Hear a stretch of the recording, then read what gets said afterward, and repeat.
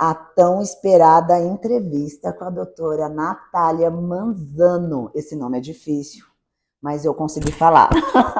Gente, estamos aqui reunidas hoje, um papo bem informal, para falar sobre este assunto tão importante que é o câncer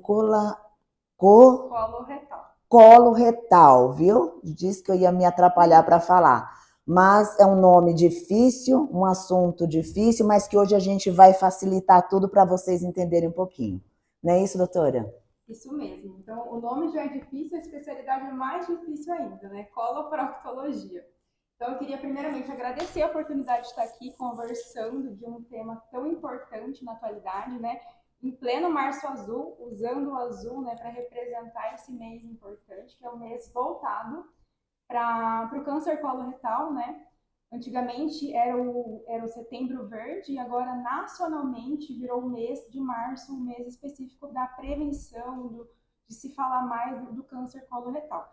E é legal que o quê? É um tema de grande impacto que vem crescendo na atualidade e as sociedades médicas cada vez mais estão se atualizando, juntando as forças para tentar rastrear, prevenir, curar mais esse tipo de câncer tão incidente. Então, hoje em dia, a gente vê a Sociedade de Coloproctologia, a Sociedade de Endoscopia e a de Gastroenterologia unindo forças para tentar resolver esse problema mundial, né? Então, vou começar por mim, me apresentando. Isso que eu quero saber. Antes de você falar sobre esse assunto, me diga onde você se formou, o hospital que você atende, quem é a doutora Natália? Bom, eu sou Natália Manzano, né? Sou coloproctologista. Eu sou daqui de Campo Grande mesmo, Mato Grosso do Sul. Tenho 31 anos. Me formei em 2015 aqui mesmo na faculdade da Uniderp.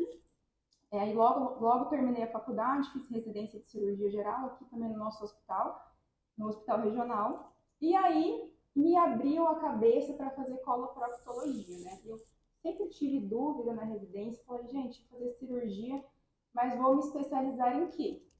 Gostava de cirurgia pediátrica, gostava de cirurgia geral, gostava de cabeça e pescoço, mas eu falei, acho que eu não quero isso daí. E eu fui vendo o quanto a procto é ampla, né, na sua atuação. Eu falei, acho que eu vou querer fazer realmente procto. Via meus chefes, gostava deles atuando como pessoa, as terapias, os tratamentos, né, os pacientes diferentes. E eu falei, acho que vai ser procto mesmo. E aí, sempre fui de casa, infelizmente tive que sair, porque aqui em Campo Grande não tinha essa residência. E fui para Maringá. Fiquei 2 anos lá em Maringá, me especializando. Voltei em 2020, abri meu consultório aqui em Campo Grande, né? E graças a Deus, não parei, tá tudo certo, cheio de paciente, tratando muitas doenças, e é isso daí. Maravilhosa. Olha isso, tão jovem e já com uma responsabilidade tão grande, não é isso? Porque é um desafio, eu imagino que seja um desafio todos os dias.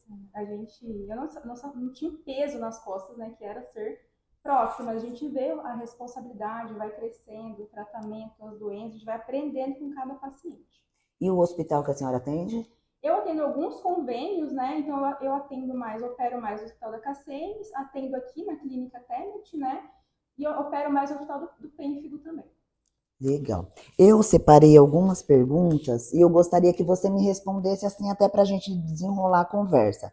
Então, me resuma, o que é o câncer coloretal? Então, basicamente, o câncer coloretal é o câncer que atinge o intestino, né? O colo e o reto, que é o nosso intestino grosso. Então, a gente pode ter câncer de cólon direito, câncer de transverso, que são as partes, os segmentos do intestino grosso, né? E o câncer de reto. O tipo mais comum é o adenocarcinoma, né? Que é o câncer que a gente previne, né, pelas colonoscopias, a gente vai conversar de rastreamento depois. Então, basicamente, é o câncer de intestino grosso.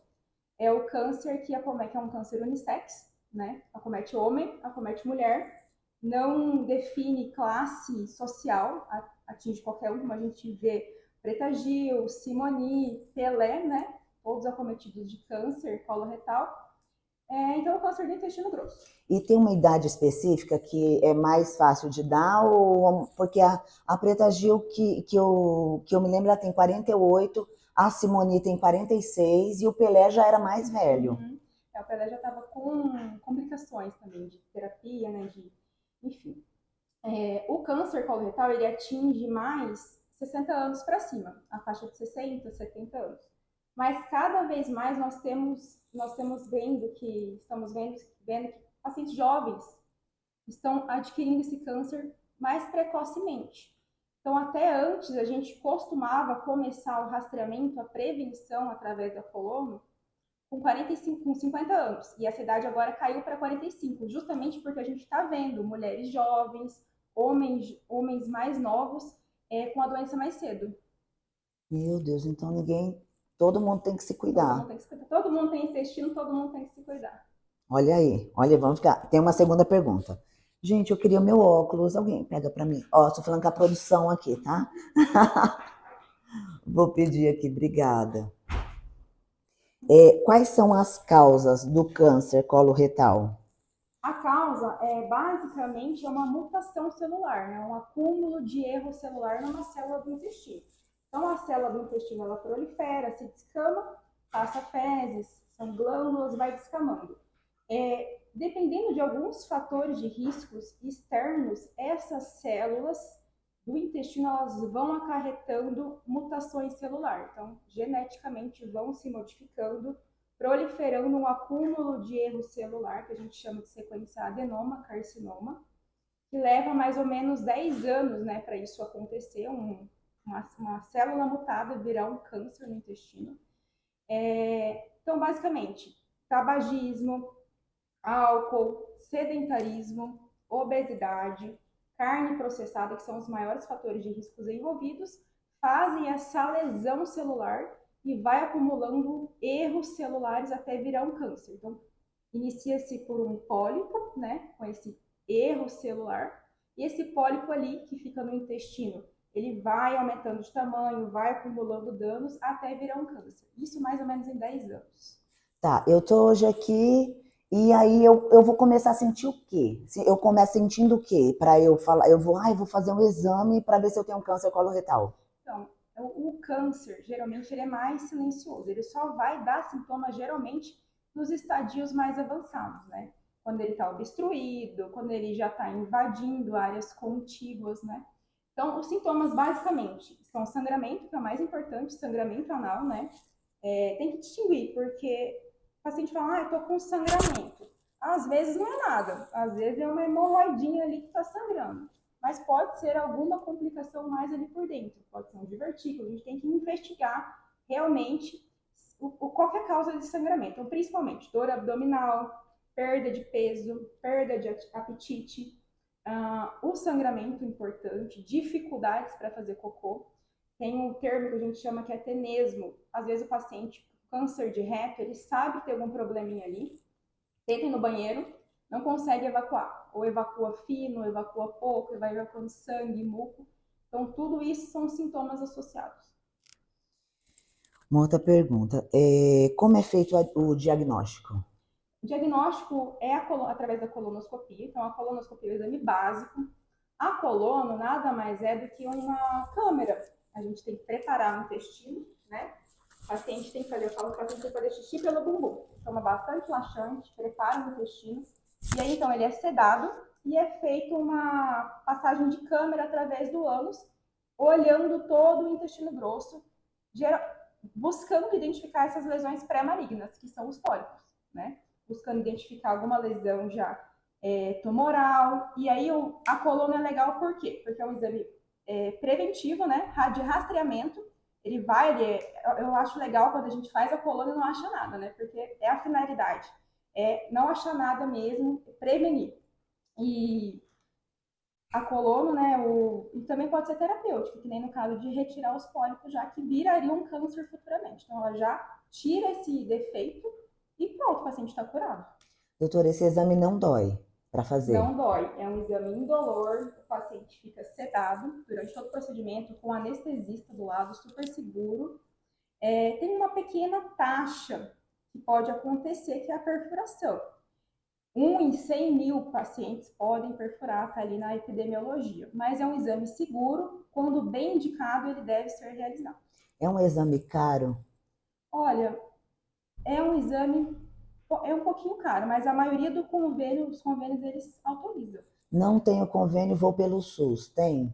Tem pelo SUS. A fila é um pouquinho grande, mas bem indicado. A gente consegue, tem outros tipos de prevenção também pelo SUS. A gente pode fazer exame de fezes, através do sangue oculto nas fezes, né? Que o paciente está sangrando, não está com sangue oculto, então não tem por que fazer um exame de fezes. Mas também existe esse outro meio de prevenção, que é o sangue oculto, que se vir positivo esse exame de fezes, indica-se a colonoscopia. Então, um exame de fezes também, qualquer um tem acesso, né? Um exame simples, barato, mas a colono é padrão ouro, justamente por olhar, biopsiar e tratar. Então, não tem desculpa. Todo mundo acima de 45 anos tem que fazer colonoscopia. Então, você que está assistindo, tem mais de 45 anos, tem o SUS ou tem um convênio, precisa agilizar, tá? Para poder fazer. Tem outra pergunta, doutora. Agora, quais os exames são indicados para rastreamento? A gente já falou isso? Não, né? Então, é o que eu falei, do sangue oculto nas fezes, né? E da colonoscopia. Então, todo mundo agora, como eu falei, como está se encontrando mais precocemente câncer, então a gente diminuiu a faixa etária. Então, acima de 45 anos, com sintomas ou sem sintomas, o paciente tem que fazer o exame preventivo, que é a colonoscopia. Ou sangue oculto nas fezes. Então, a pessoa precisa ter uma vida mais saudável. A prevenção, uma vida mais saudável, comer fibras, alimentos, quais são que ajudam nisso? Salada, verdura, água, atividade física, controle de peso corporal. Principalmente as fibras são protetoras do intestino, né? Então, ali elas fazem a microbiota, elas são pré-bióticas, contribuem para a formação das bactérias boas dentro do intestino. Então, fundamentalmente, então o básico é não fumar, não beber, praticar atividade física e comer bem. Nesse tempo que a senhora atende já esse segmento, é segmento que eu chamo? Especialidade? Essa especialidade. Um paciente que começou o tratamento, ele teve sucesso, ele fez tudo certinho, como que foi essa? Assim, depois de diagnosticado, o câncer, ele é um câncer que 90% das vezes curável. Ah, que bom. Né? Só que assim, infelizmente, muitos pacientes demoram para fazer essa prevenção. E às vezes a gente já acha um câncer mais avançado, né? Um estádio 3, estádio 4. E aí as chances de cura total é um pouquinho menor. Mas identificado precocemente, é um câncer que totalmente curável. Então o segmento normal é o paciente não sentir nada, fazer exames preventivos e acompanhar com o médico ali para não desenvolver esse câncer, né? E de quanto em quanto tempo é bom fazer esse exame? Mediante um exame normal, a gente pode repetir tranquilamente em 5 anos. Se a gente acha, isso é legal também falar, porque muitos pacientes acham que a colono é um exame de sangue, né? Que é um exame livre de complicações. Não se faz colonoscopia todo ano, tá? A gente tem protocolos, a gente tem regras de intervalo entre uma colonoscopia e outra, mediante o achado da última coluna. Então, se a gente achou um pólipo, lógico que a gente vai rastrear novamente no intervalo menor de tempo. Mas se veio um exame normal, para que eu vou submeter um paciente a um preparo de intestino chato, novamente, para fazer todo ano? Não há necessidade. Então, basicamente, não encontramos nada pela colono, 5 anos. Se encontramos pólipos, a gente tem que diminuir o intervalo baseado na biópsia daquele pólipo e na quantidade também dos pólipos. Uma coisa que eu estou lembrando aqui, a minha mãe mora em São Paulo e ela veio para cá e eu fiz esse exame nela. A senhora falou um exame chato. É chato, gente. Todo mundo reclama. É chato. Não tem como. É chato de fazer, mas assim, ela seguiu direitinho e já fez de primeira. Então, você tem que fazer uma preparação legal para poder dar certo. Porque não adianta nada o paciente não tomar água no preparo, não tomar as medicações certas, porque a finalidade é realmente não ter nenhum resíduo no intestino para a gente conseguir ver todas as paredes do colo e identificar essas pequenas formações dos pólipos. É essa a finalidade do exame. Então tem que se comprometer no preparo, para a gente ter que um dos sucessos do exame é o preparo perfeito. Então, pessoal, quando vocês pegarem encaminhamento, que tem lá todo aquele preparo, é chato, mas precisa ser feito e seguido tudo direitinho, tá? Porque senão, se vocês não seguirem, chega lá, vai ter que fazer de novo. E aí vai ser outro problema, não é isso? Pode ter fator hereditário? A maioria dos cânceres de cólon, 70%, é adquirido através dessa genética, dessa formação acelerada de erros celulares, né? Através dos fatores de risco que a gente já conversou, fazendo as lesões celulares. 30%, até um pouquinho menos, a gente tem um componente hereditário, né? De pai para filho. Existem alguns tipos menos comuns de câncer do intestino que são hereditários. Então, por isso que a gente fala, familiares de primeiro grau com câncer, tem que ser investigado os filhos, né? Todos os parentes de primeiro grau. Então tem esse porém ainda. Os tratamentos, quais são? Basicamente, se for uma lesão identificada pela colonoscopia, a colonoscopia vai tratar um pólipo, né? Já vai retirar. Mas basicamente é cirurgia. A gente achou um câncer, tem que operar, retirar na totalidade esse segmento intestinal. Aí depende da localização, depende se está invadindo áreas próximas ou não, depende do estadiamento dele, né? Por exemplo, câncer de reto mais baixo, às vezes nós precisamos fazer uma quimioterapia, uma radioterapia para tentar diminuir para conseguir ressecar totalmente o câncer. Então, alguns cânceres de intestino vai para a cirurgia direto, alguns precisam de uma quimio e uma rádio anteriormente, antes de tirar. A importância do apoio da família num caso desse. É um câncer que pode gerar complicações, né? A gente às vezes opera, o paciente pode ficar com bolsinha temporária, uma colostomia. Então é fundamental o familiar ali ajudando, dando apoio, porque o câncer já não é fácil. Não é fácil ter câncer. A gente fica com peso na vida inteira. Ai, tive câncer, né? Então, um cuidador, um companheiro, um parceiro é fundamental na caminhada desse paciente, para dar o apoio que ele precisa. Então ele passou por todo esse caminho, ele teve o câncer, ele passou pelo todo o caminho do tratamento, está curado. Ele fica curado ou ele tem que ficar tomando remédio o resto da vida? Depois que a gente opera, tem ali o diagnóstico, opera-se, tem um segmento de no mínimo 5 anos. Mínimo 5 anos com um médico, para ter certeza que esse câncer foi totalmente eliminado e não ficou nenhuma célula residual ali, pode migrar, fazer uma metástase ou fazer uma lesão ali no mesmo lugar de novo, né? Então, 5 anos de acompanhamento através de exames, tomografia, ressonância, exames de sangue, colonoscopia. Todo Ótimo. ano a gente tem que ter um segmento. Então, a senhora já até 5 anos para falar que tá que ótimo. acabou. 5 anos depois, ele pode dizer, eu estou Tá curado. exatamente. Então, você já me falou isso, é um câncer que tem cura. 95% dos casos tem cura. Diagnóstico precoce, diagnosticou, operou, 90% cura. Olha aí que maravilha. Então, vamos nos prevenir. Todo o ano, no mês de março, a gente vai lembrar disso.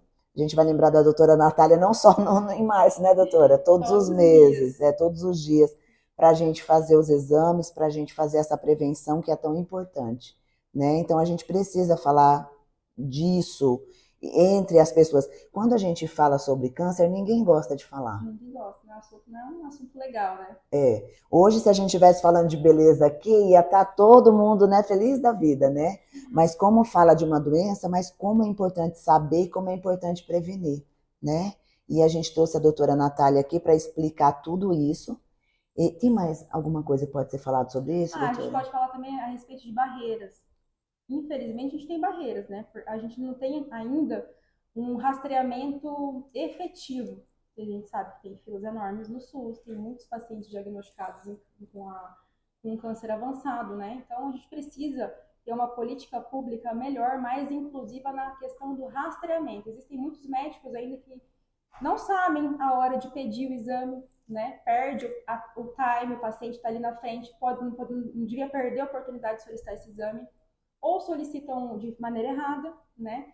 Então, a gente tem que fazer campanhas mais tirar essas barreiras, né? Essas barreiras das informações, dos tabus, achar que é vergonhoso ir num prócto, fazer um toque retal, né? Buscar a saúde.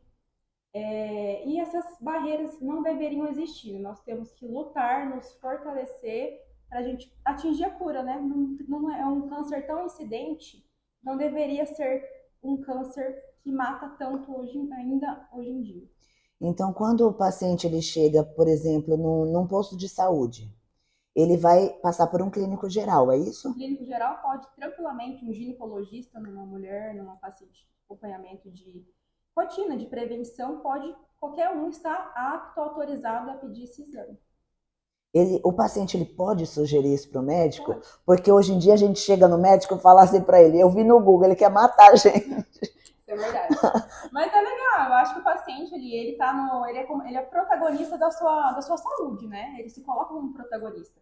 Então ele, olha, eu vi, a gente tá no Março Azul, é legal, eu vi de prevenção, 45 anos, eu tenho 50, poxa, não fiz um exame preventivo, acho legal eu ir no médico, num clínico para tentar me proteger de uma doença futura, né? Então acho que o paciente se colocando como protagonista ali, assumindo as rédeas da sua terapia, da sua saúde, então acho legal a gente impor sim essas coisas para um médico da família, para um ginecologista, para promover realmente a saúde. Então é isso. Algo mais, doutora? Te agradecer por trazer esse assunto à tona, né?